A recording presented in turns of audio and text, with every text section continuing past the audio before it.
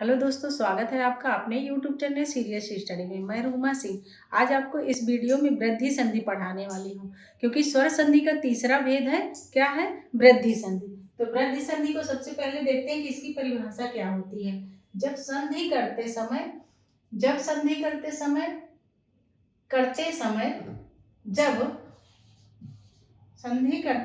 जब आ बड़ा के साथ ए आई हो तो आई बनता है, और जब छोटा बड़ा के साथ ओ आओ हो तो आओ बनता है, तो उसे वृद्धि संधि कहते हैं। कहने का मतलब है कि जब हम वृद्धि संधि करते हैं तो उसमें क्या होता है कि छोटा आ के साथ आय है या छोटा आ के साथ ए है तो भी आय बनेगा, बड़ा आ है उसके साथ ए है या आय है तो भी हमारा आय बनेगा। ठीक उसी प्रकार बड़ा आ या छोटा आ है उसके साथ ओ है या औ हो तो भी हमारा औ ही बनेगा। जैसे देखते हैं कि संधि स्वर वर्ण का मेल, ठीक है, यानी दो संधि वर्ण होते हैं। ठीक है, संधि का मतलब क्या होता है? मेल, ठीक, आपस में मेल करना। ठीक, तो जैसे छोटा है और प्लस क्या हो रहा है? ए हो रहा है, तो दोनों का परिवर्तित रूप हमारा क्या बन रहा है? ये परिवर्तित रूप हो गया, क्या बन रहा है? आय बन रहा है। ठीक, उसी प्रकार बड़ा के साथ आय है तो भी हमारा परिवर्तित रूप आय बनेगा। ठीक, उसी प्रकार छोटा के साथ औ है, ठीक है, तो औ बनेगा। बड़ा है तो बड़ा के साथ प्लस हो रहा है औ तो भी हमारा औ बनेगा। ठीक है, तो छोटा के साथ जब ए प्लस होता है, हमारा छोटा और ए आपस में जब दोनों वर्ण मेल करते हैं तो परिवर्तित रूप आय बना, तो शब्द हमारा क्या बन जाएगा? सदैव। ठीक, उसी प्रकार बड़ा के साथ प्लस हुआ आय तो हमारा शब्द क्या बनेगा? तथैव। फिर है तीसरा हमारा क्या है? छोटा आ के साथ औ बन रहा है, ठीक है, छोटा आ के साथ ओ लग रहा है तो परिवर्तित रूप हमारा क्या बना? औ बना, तो हमारा शब्द क्या बन गया? बनौषधि। ठीक है, चौथा है बड़ा आ के साथ औ हो रहा है, बड़ा आ के साथ औ वर्ण प्लस हो रहा है तो भी हमारा क्या बना? औ बना, परिवर्तित रूप वर्ण बना औ, तो हमारा शब्द क्या बनेगा? यथोचित। कुछ शब्द के उदाहरण लेते हैं। जैसे पहला शब्द है हमारा तत्र धन यो बराबर तत्रैव, दूसरा शब्द है तथा धन यो बराबर तथैव, तीसरा है हमारा वन धन औषधि बराबर वनौषधि, और चौथा है यथा धन औचित बराबर यथोचित। ठीक है, अब क्या करते हैं कि वृद्धि संधि को पहचानने की ट्रिक क्या है? बहुत आसान सी ट्रिक है जिससे आप आसानी से इसको पहचान जाएंगे। समझना है इसको कि ट्रिक क्या है कि शब्द के बीचों बीच, किसके बीचों बीच? कोई शब्द है उसके बीचों बीच में औ और ऐ की मात्रा यानी दो मात्रा हो बीच में तो क्या कहलाएगा? वृद्धि संधि कहलाएगा। यानी शब्द के बीचों बीच में अगर दो मात्रा है तो आपकी वृद्धि संधि होगी। ठीक, जैसे एग्जाम्पल लेते हैं सदैव। ठीक है, तो सदैव क्या है हमारा? ये एक हमने शब्द ले लिया। ठीक है, सदैव क्या है? शब्द ले लिया। ठीक, और जैसे कि मैंने बताया ऊपर कि दो मात्रा हो शब्द के बीचों बीच में, तो ये क्या है? बीच में क्या लगी हुई है? दो मात्रा लगी हुई है। ठीक, दो मात्रा लगी हुई है। ठीक, तो शब्द क्या है? सदैव है, इसके बीच में दो मात्रा लगी है तो सदैव शब्द में वृद्धि संधि होगी। ठीक है, कौन सी संधि होगी? वृद्धि संधि होगी। कैसे?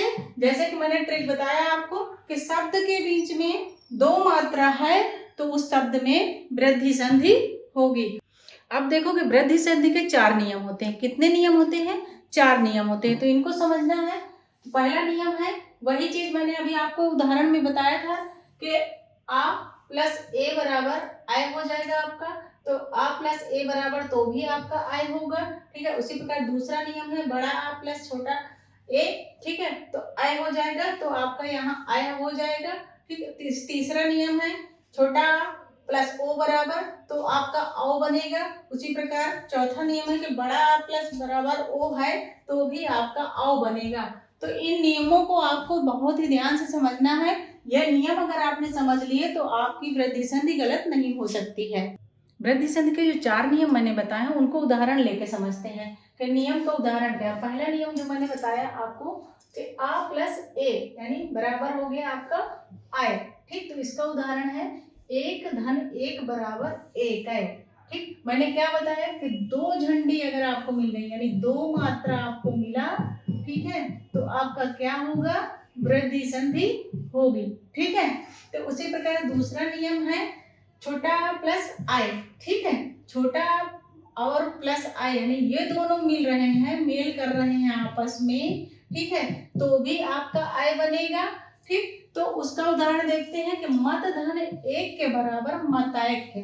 ठीक है, तो कैसे समझेंगे कि ये कौन सी संधि है इसमें, तो अब इसको अलग अलग कर लेते हैं कि मत है तो यहाँ पे छोटा आपका आ रहा है, एक है तो ये तो स्पष्ट दिख रहा है कि आई की मात्रा लगी हुई है।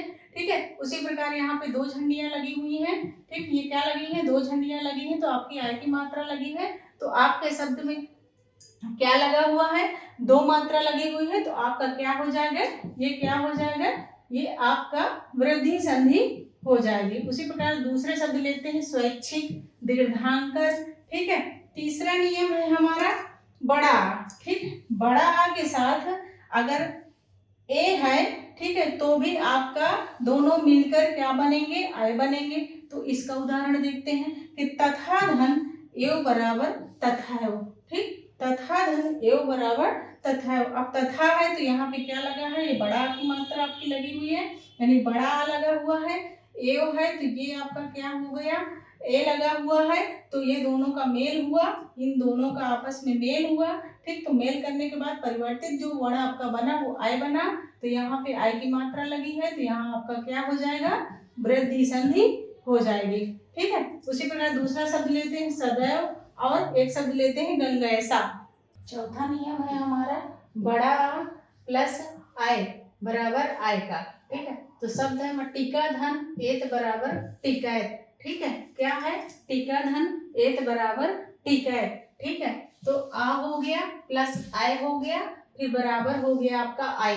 ठीक है, तो इसमें क्या हो गया, आपका वृद्धि संधि हो गई।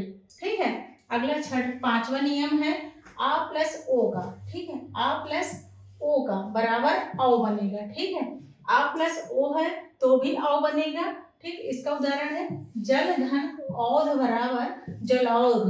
ठीक है, जल धन औघ बराबर जलौघ, तो आ प्लस ओ बराबर आपका बना औ।